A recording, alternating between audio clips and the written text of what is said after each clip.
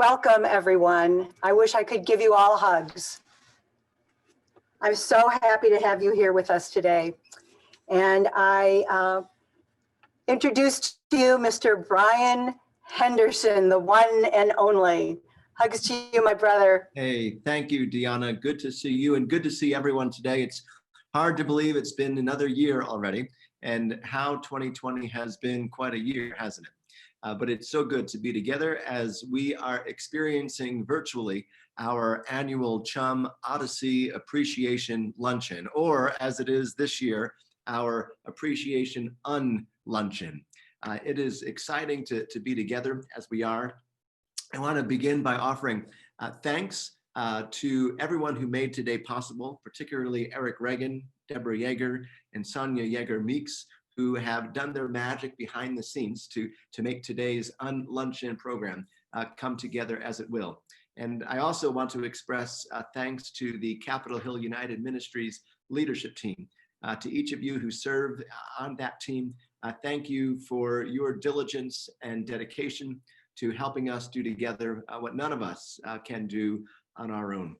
And as many of you know, each year we come together for this annual event to award individual or individuals our annual Odyssey Award.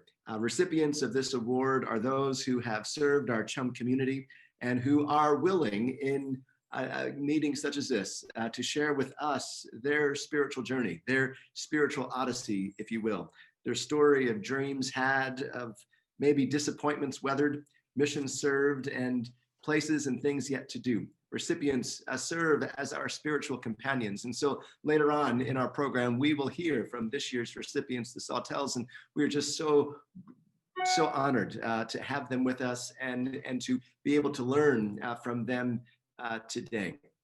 Now, I don't know about you, but 2020 has been a year requiring resilience.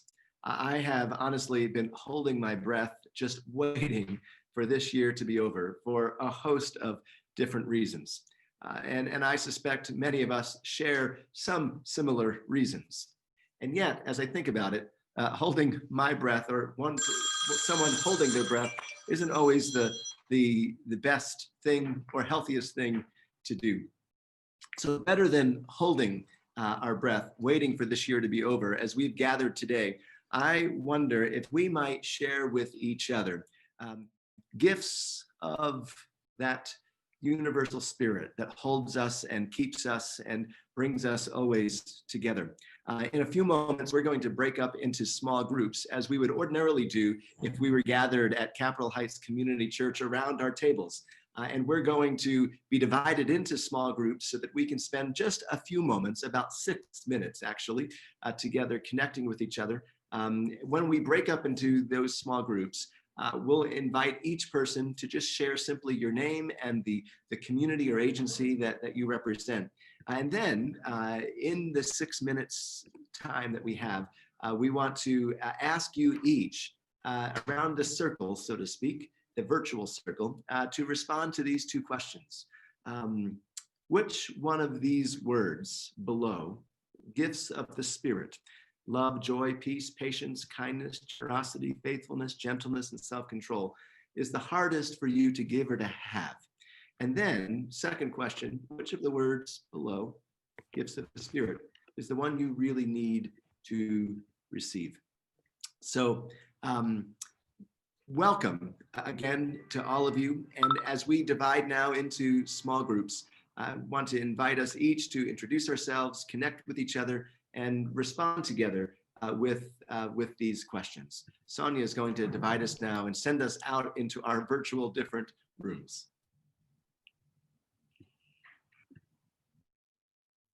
So it's really hard for me to not have you right before me. I have to tell you, to do this in this way is, I need you and I need your energy. But I'll start with something written by Charles Dickens. And you've heard this before, I'm sure. It was the best of times. It was the worst of times.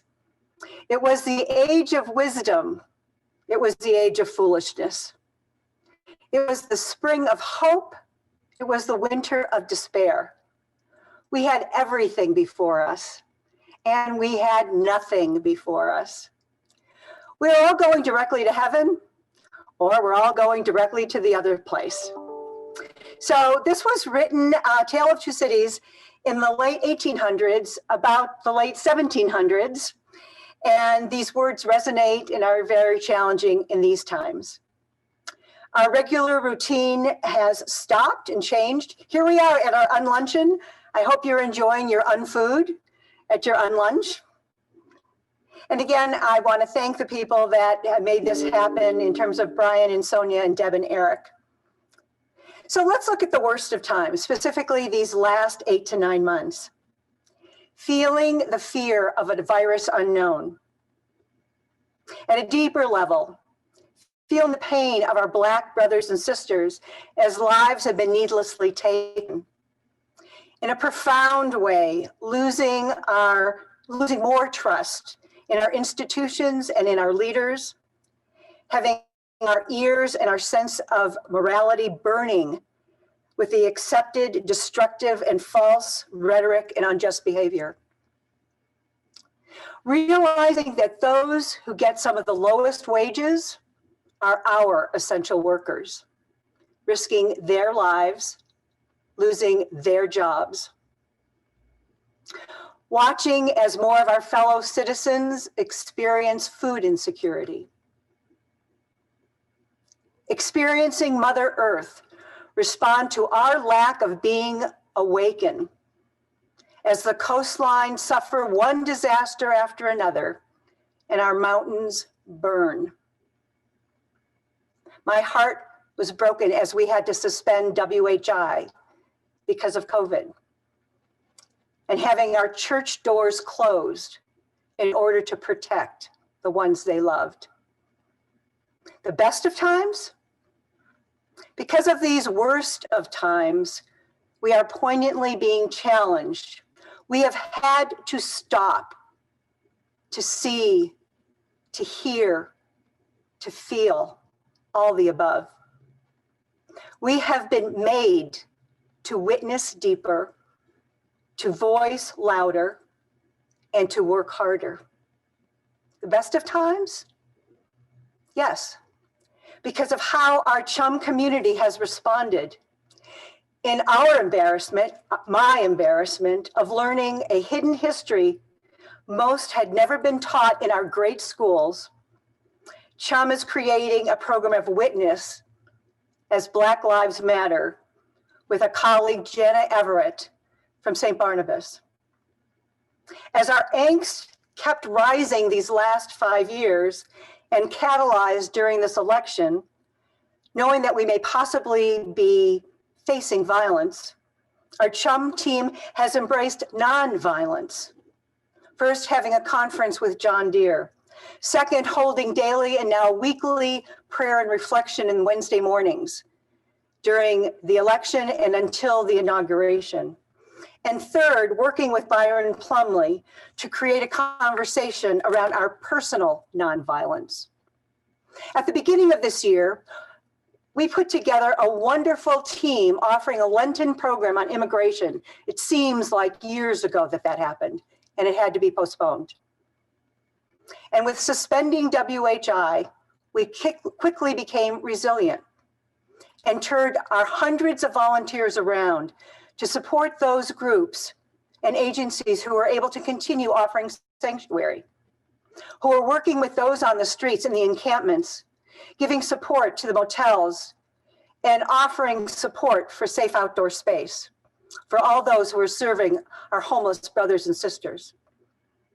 Each week since March, our CHUM community has come together and collected, purchased, and delivered over 30 tons of needed supplies to over 11 agencies, serving over 6,000 human beings a week.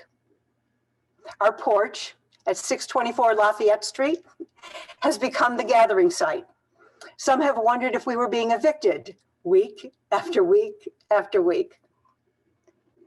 We're also planning a Bringing the Joy campaign to celebrate the staffs and the guests of those being served during this holiday season. And if you want to know more about that with your communities, get in touch with me. Teams have come together to make and bring lunches every day to 6 agencies. I put out a request for the December calendar, and within 6 hours, the spots were filled. Our WHI sites have emptied their cupboards to give away supplies these agencies needed, knowing that when we open again, we'll have to raise money to resupply our 14 sites. It is the best of times when we can celebrate the generous, resounding yes from our 14 congregational sites, plus our over 50 supportive other congregations, clubs, and groups who have kept WHI going every night for 420 weeks until the arrival of COVID. Because of their and your support and the support of over 1,000 volunteers, we have been part of the impossible dream becoming real, filling over 80,000 cots with women whose spirits and homes were lost. I continue to be privileged to work side by side with our hundreds of WHI, CHUM, community, congregational volunteers who are still committed to give their time, talent, and treasure to heal the world. You have helped make this happen with your support. You have made a difference. Thank you. And I'm fortunate to work with the amazing CHUM leadership team who are a joy to walk with. Charlie Pfizer, Brian Henderson, Mark Meeks, Cass Cronin, Chris Gilmore, and Benita Bach.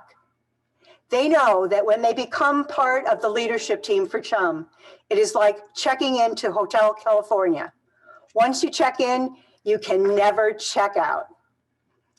So together, we continue to strive with every ounce of courage and reach that unreachable star, because we now know more than ever our work is needed. Through the best of times, I'm grateful. Through the worst of times, I and we grieve together. And with these challenging times, I and we are energized. Our resilience will win. It is for us now to remember the strength of those who came before us and suffered. As they were able to rise again, so too will we be resilient. We will create a renewal in this life. New thinking that will bring true justice, new hearts that will feel the plight of the poor, renewed efforts to push through new growth through this scorched earth. We are resilient. Thank you all for being who you are. I'd like to now introduce Benita Bach, who is one of our CHUM leadership team persons, who's also a minister and who is a teacher. And she's also redoing her house, so she's barely surviving. And she will introduce our wonderful keynote speaker, Bishop Jim Gonia. Benita. Thank you very much, Deanna, for that nice introduction to myself. Again, I'm Benita Bach, and I am Lutheran clergy, and I have a great privilege of serving on the CHUM leadership team. And now it is my pleasure to introduce to you my bishop, Reverend Jim Gonia, who has served as the bishop of the Rocky Mountain Synod of the Evangelical Lutheran Church in America since 2012.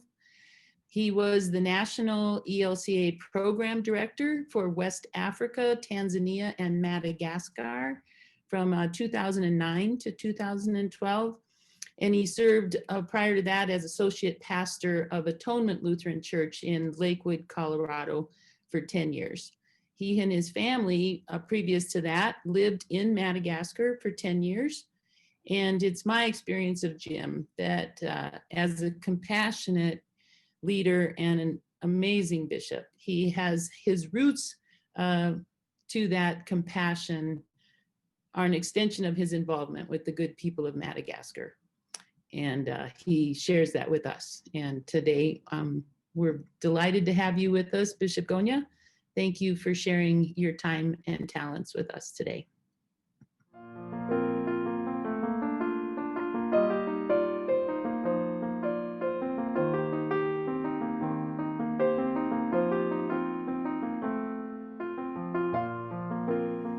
Good day, everyone. I'm Jim Gonia, Bishop of the Rocky Mountain Synod of the Evangelical Lutheran Church in America, and I am delighted to be your keynote speaker at this 9th annual Odyssey CHUM Un-Luncheon this year. I want to begin by offering my congratulations to Peter and Allyson Sawtell for their amazing work in restoring creation, and what a well-deserved honor. I was asked to speak today about the theme of resiliency. Resiliency. If there's anything we all need in great abundance during these times of pandemic and social division and racial reckoning, if there's anything we need as people of faith, it is a rich measure of resiliency. I don't know a better foundation for resiliency than to continue to reground ourselves as individuals and communities in the one in whom we live and move and have our very being, in the source of all that is and the end of all that will be, the one that I call God. I have learned during this time that spiritual practice is one of those ways to ground myself and to root myself in resiliency. I've been practicing over these last weeks and months meditation, contemplative meditation on the fruits of the Spirit that was birthed during a sabbatical that I was granted in the summer of 2019. And today I'd like to share that meditation with you, not to say that this is the practice that you must adopt in order to ground yourself in resiliency, but as a model or as an example of the kind of spiritual practice that allows us to be the strongest, most courageous, most faithful, most resilient people and leaders that we can be during times of change and disorientation. If you're familiar with the fruits of the Spirit, you know they are 9 in number. You find these in the 5th chapter of Galatians in the New Testament. The 9 fruits of the Spirit listed there are love, joy, peace, patience, kindness, generosity, faithfulness, gentleness, self-control. As I meditated on these 9 attributes or gifts or fruits of the Spirit, and as I looked at them through the lens of a wannabe growing contemplative, here's what I received, gestures and all. It begins with love. Love. What this says to me is that from our very first breath to our very final breath, during every breath of our life, God's word for us is love. I love you. I love you. I love you. And when that love is breathed into us from the beginning to the end of our life, all the time, every day, every breath, we then have the capacity to exhale or share or breathe out that love for the sake of others, for the sake of the world. Love. Then there is joy. Joy. Joy for me points me out of my head and my calculating mind to the eyes of my heart to look up and see and smile at the gifts that God offers to me every single day, right there in front of me, if only I'm willing to look with the eyes of my heart. Joy.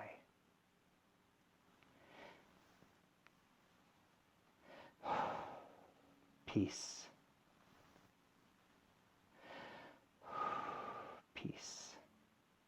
The peace that passes all understanding is an embodied reality.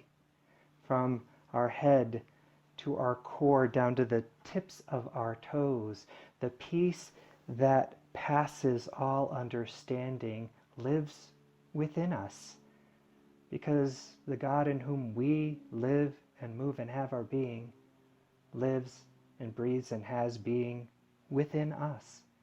And so when we are fully in our bodies, that peace that passes all understanding can be accessed.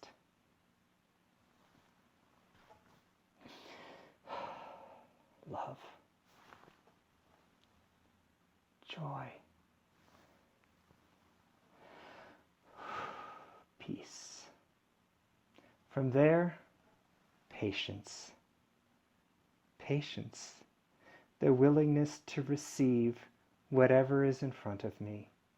Not trying to resist it or push it away or force it out, but to receive whatever is before me, and more importantly, to learn the lessons that whatever is before me would teach me about life. Patience, not rushing to the next thing, not trying to get out of the difficult or painful situations, but receiving what it is that such a situation can teach me. Patience. Kindness. Kindness. Kindness begins by seeing with the eyes of Christ and then offering blessing or benediction to whatever is before me, whether it's a situation or whether it's people. Kindness is about seeing with the eyes of Christ and offering compassion and benediction on those things that are before me, and particularly when those things that are before me are difficult or hard or painful or annoying. What more important gift or fruit can I access at that time than kindness? Then there is generosity. Generosity requires stepping in, offering the fullness of who I am, my entire self, to the situation, to show up fully. And sometimes that generosity of showing up with my full self means I'm there to listen. Sometimes it means I'm there to speak. Sometimes it means I'm there to act. But however it is that I'm going to show up, I do it with my full self. There's nothing more generous about life than giving my whole self to the person or the situation in front of me. Patience, kindness, generosity. From there, we'll start with generosity. There is faithfulness. Faithfulness. For me, it means that whatever situation I'm in, whether I label that situation as the best possible thing in life or the worst possible thing in life, faithfulness means that I hold it close to my heart and that I trust that God is present and active in whatever I experience, good, bad, or otherwise. Faithfulness is to trust that God is active and present and at work and will bring forth redemption, hope, possibility, new life. Faithfulness. Then there is gentleness. And you can't see it, but gentleness is pushing on that heart space. Gentleness begins with each one of us. My gentleness begins with me, being gentle with myself, being kind to myself, giving myself the compassion I need, because when I'm out there in the world and when I experience things, good, bad, or otherwise, and I pray that God is active in those things, sometimes there's a lot of vulnerability and I need to be gentle with myself. I may not have done things right. I may not have said the right thing. I may not have listened well enough. Gentleness allows me to offer compassion to myself, to be the broken and blessed human being that I am. gentleness. And finally, self-control. Self-control. That may seem at odds with your image of self-control. Self-control may seem more like we should be like this, girding our loins, control. But self-control from a contemplative perspective, at least for me, has everything to do with freedom, with letting go of all of those narratives that would tell me who I am, but aren't the truth. Narratives that would control who I am, but are not the truth, certainly not the fullness of the truth. Self-control is about letting the self that is true be in control, the self that God has made me to be, broken and blessed at once, to let my authentic self be in control, to have the reins of the narrative, and to live from the truth of that self's narrative. Faithfulness, gentleness, self-control. So let's put them together. Love, joy, peace, patience, kindness, generosity, faithfulness, gentleness, self-control. When I practice this meditation, what I find so remarkable is because it is a somewhat embodied meditation, my body will stop at that very gift I need to learn from most in the moment. It may be patience, it may be kindness, it may be faithfulness, but my body knows better than my mind, or maybe even than my heart, what I need in any given moment. And so my body teaches me how to focus on the fruit that is most urgent for the sake of my life, for the sake of my resiliency. I have practiced this meditation often during these days, and it has helped me be more resilient during these difficult times. My hope and prayer for you as individuals, but also for us as communities, is that we may dig deep into those practices, those gifts and fruits that are automatically a part of our life, to rely on them and to use them for the sake of being the courageous, faithful, and resilient people and leaders that God needs us to be, that the Spirit needs us to be, not for ourselves, but for the life of God's beloved world. May it be so for all of us. Thank you.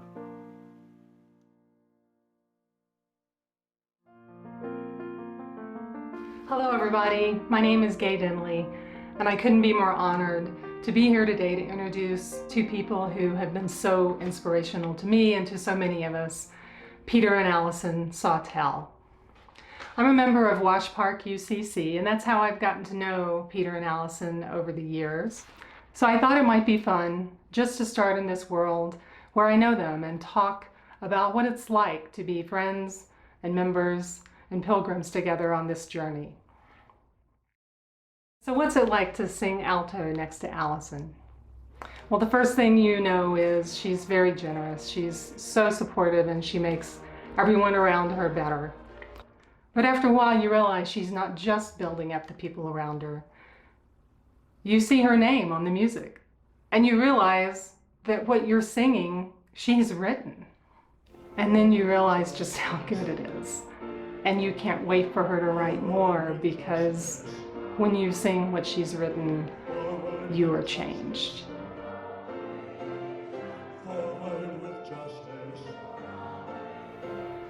And then you begin to really understand how deep Allyson's gifts are. Music, poetry, ritual, and how they all come together to transform us. This is Allyson's world. Speaking of poetry, this is what it's like to send a photo of your puppy's first snowflakes to Allyson. In a little while, you get back a poem, because no moment of wonderment is too small for Allyson's roving eye for deeper beauty.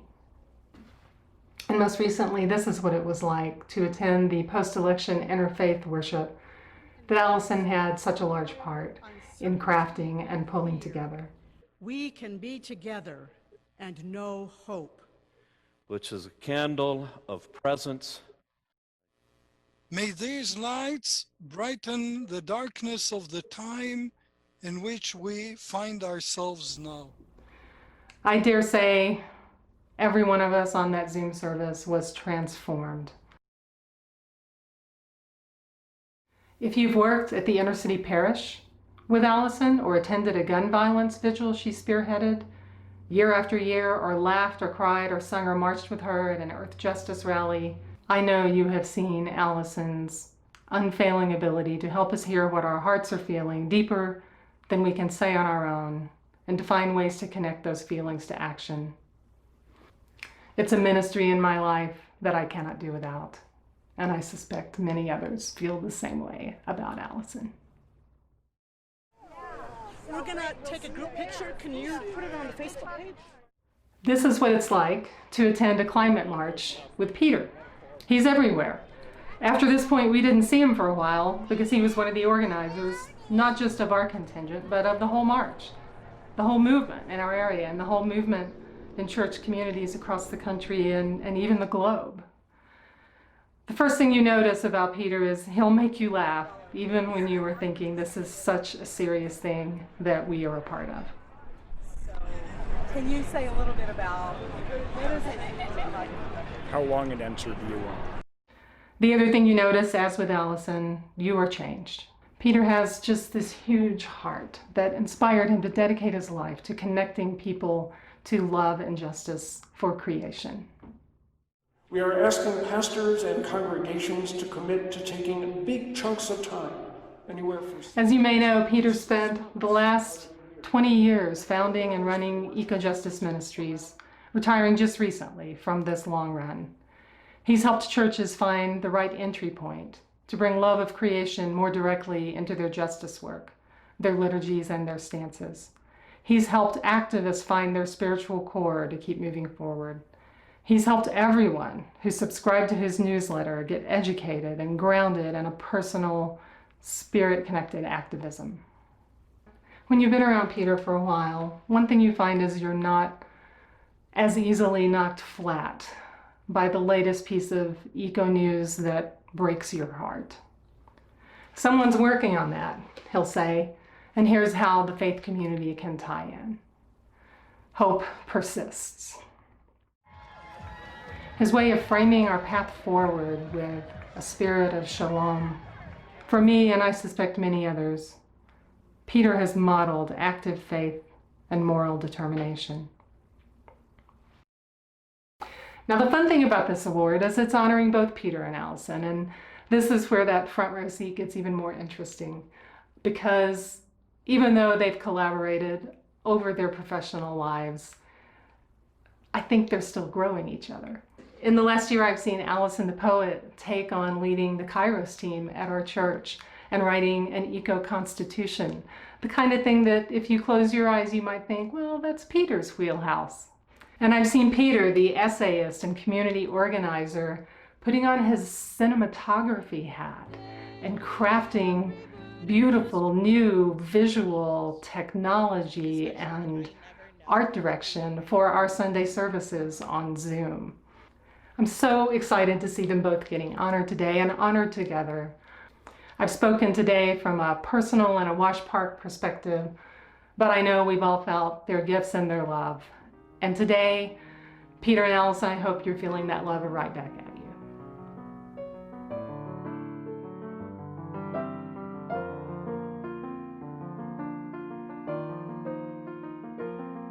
We'd like to begin with a word of thanks. Thank you, Capitol Hill United Ministries, CHUM, for this award. We are deeply honored.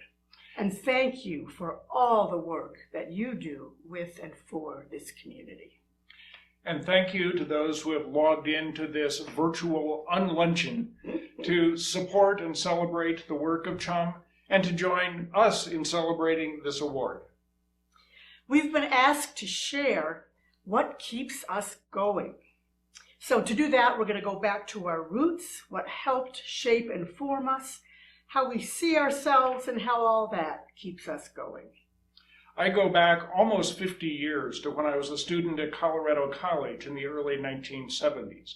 I had the good fortune of being able to do massive amounts of studies in environmental biology, including months of field work out in the Colorado foothills and around the Southwest. And the notion of habitat and ecology and interconnection got baked into my soul as a life-changing part of me. A few years later in seminary, I had intensive studies in institutional racism. And that was an actual conversion experience for me, as I came to grips with the fact that I am a racist and I participate in systems of racism in this country, where those are so much a part of our history and our institutions. Those two ways of seeing myself in the world, ecologically and in terms of racial justice, have been pervasive in shaping my vocation and my commitments. My roots go back to parents who did lots of volunteer work in the areas of social service, outreach, and politics, all during my growing up years. A sense of outreach and service was formed in me early on because of those experiences. But then when I got to my church youth group as a junior and senior high schooler, I began to see the systemic work of challenging the powers that be, of working for change systemically. I remember fondly going with our youth group and youth minister to a suburban shopping mall in Kansas City, Kansas, where we showed films of the famine in Biafra and urging people to write to the UN so that the UN would recognize Biafra and send aid to end the famine. Needless to say, the UN didn't recognize Biafra, and we got thrown out of the shopping malls. But I saw the church out there in the community, in the world. I had a vision of the church in the world in prophetic witness and prophetic action, challenging status quo, working personally and systemically for change and for healing of all of creation. Those deep and foundational experiences have shaped who we are. They've shaped our identities and our commitments. What we've done in recent decades as keepers of the earth grows out of unshakable convictions about our ties to communities of faith, to the mandate for social justice, and the commitment to an ecological world. Now, those commitments have often been in conflict with the world in which we live, a world that is in deep ecological crisis and is sorely lacking in social justice. Our response to that tension, especially as members of the clergy, has grown out of a sense of prophetic calling. And we see that sense of prophetic calling in the sense that theologian Walter Brueggemann has seen it. And that is calling out unjust systems and business as usual, proclaiming something is not right, and helping the people lament and grieve their losses and the pain in the world. Now, I'm pretty good at that. I'm pretty good at the calling out and the lamenting. But what I really struggle with trying to do is the second task of the prophet, which is to imagine an alternative reality, a different way to be, a new world, calling folks to be building up a better world. That prophetic imagination often doesn't spell out the precise details of the world that we're hoping to find, but it does insist that a different way of being is possible and even that it's essential. I found that the ethical notion of eco-justice holds up the possibility of a healthy earth with enough for all, and without the exploitation of people or the rest of creation. I find that broad vision is the standard that we use in calling our communities towards transformational change. Absolutely.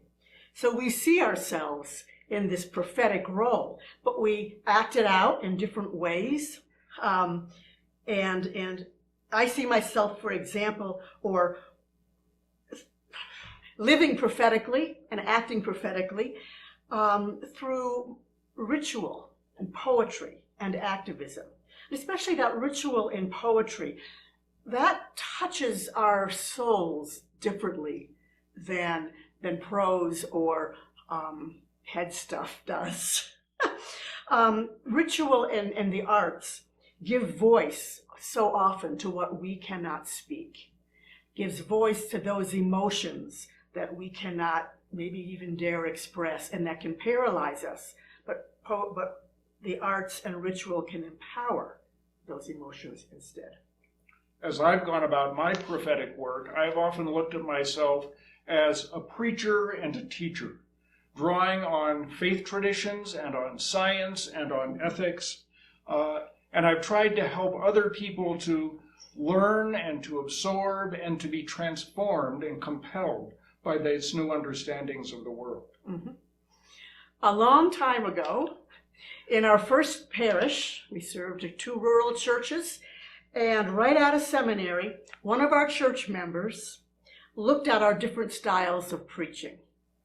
And he said, "Peter, you teach them. Allyson, you reach them." That was so true. In terms of what's kept us going in that diverse work, Allyson and I have both found that it's important to draw on the strength of community.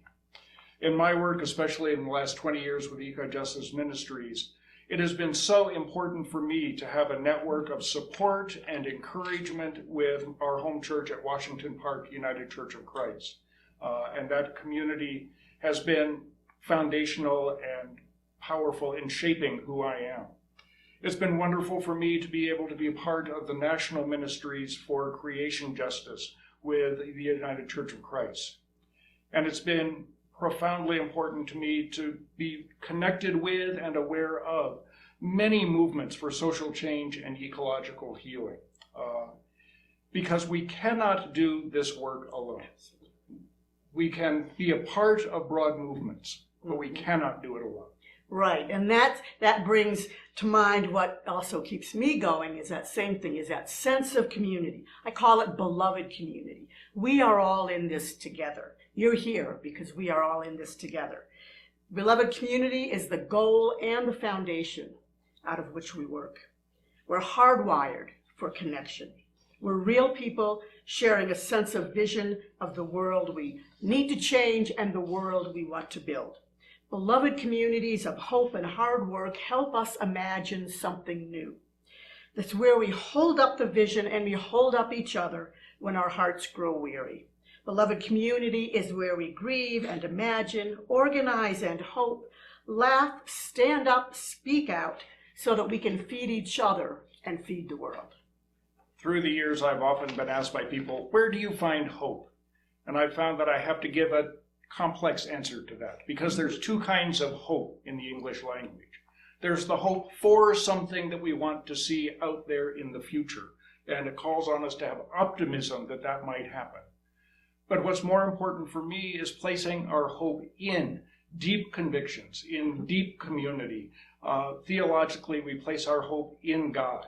And that hope is present right now, and it empowers us in this moment to keep on doing that hard work. That's why we keep on keeping on.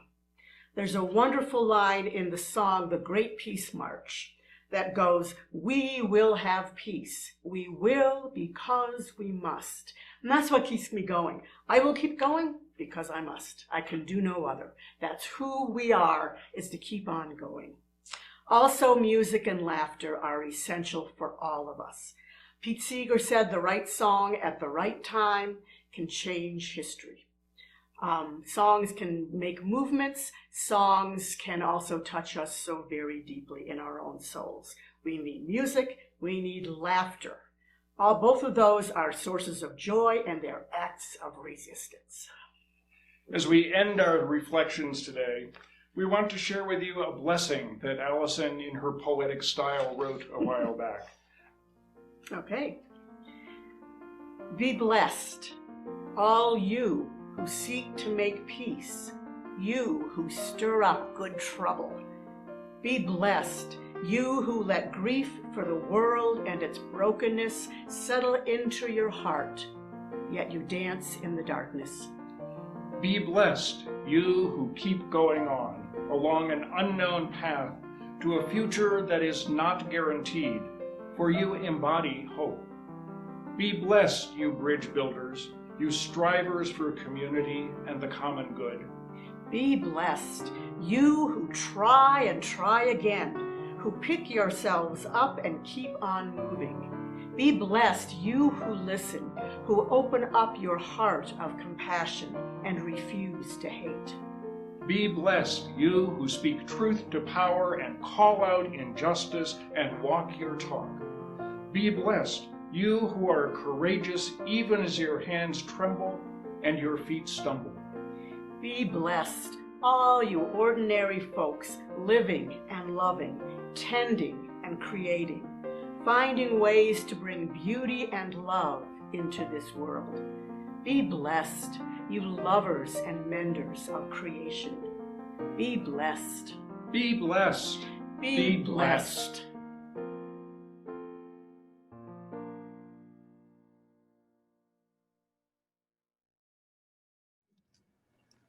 Cass and Chris, where are you? Cass, do you want to go first or do you want me to? Oh, you go ahead, Chris. Okay. I have the big delivery. So Okay. Well, my name is Chris Gilmore. I'm the lead pastor at 6th Avenue United Church of Christ. And interestingly enough, we dropped off 60 lunches right before this Un-Luncheon today. We're at the Denver Public Library for their emergency program. And we've been a WHI host site for many years. But today, more importantly, I have had the joy of knowing Allyson and Peter. I think it's almost 20 years now. And whether it's through Peter's work at Eco-Justice Ministries or Allyson's work at the Denver Inner City Parish, we see each other at the Parade and at Pride Fest and other UCC circles, but I've always admired their commitment, not only to restoring the earth to sustainability, but their deep commitment to understanding the role of the church in that movement, in that restoration. And they have been mentors and colleagues and an inspiration to me and my ministry, as well as to so many of us in the United Church of Christ. So it's an honor to be part of the presentation of the Odyssey Award to you and to truly thank you for your prophetic ministry.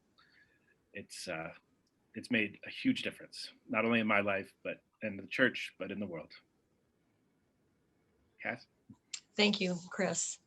And Allyson and Peter, I'm with Earthlinks, and Earthlinks walks a similar road and concerning eco-justice, working with folks experiencing homelessness in a gardening and eco-justice look organization. And we're just about to open up a safe outdoor space with First Baptist and Brian Henderson in just a few days to help take care of some of the women on the street as well.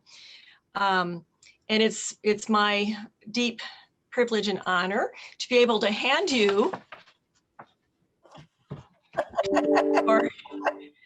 your honor from CHUM, who are so blessed to have you with us and so happy to be able to share this with you. Thank you very much. We are deeply honored by this award and by the tremendous work of CHUM and the chance to engage in this broader community of action. We've already, through the miracles of delayed time and whatnot, dug through the bags. We appreciate the certificates, a book for each of us, a beautiful piece of artwork, and a generous check.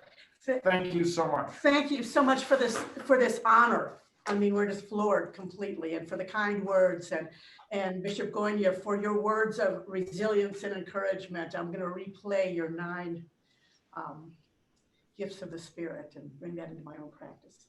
Thank you to everyone. Thank you.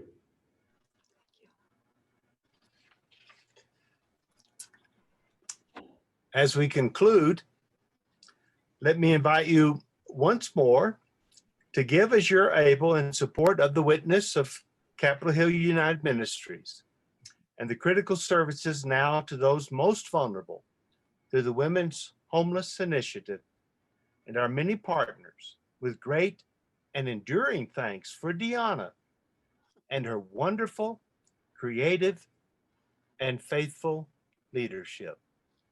We welcome and deeply appreciate your support. And now for our closing, Rabbi Abraham Joshua Heschel said, "Well-adjusted people think that faith is an answer to all human problems. In truth, however, faith is a challenge to all human answers. Faith is a consuming fire, consuming all pretensions. To have faith is to be in labor." May we ever live the challenging questions that open a way forward to a transformed world, living in the way that makes for justice, opens in compassion, with a vibrant humility that receives the diverse gifts of others on our way. Such labor, such humanity is our calling. Amen. Now, please receive these words of blessing.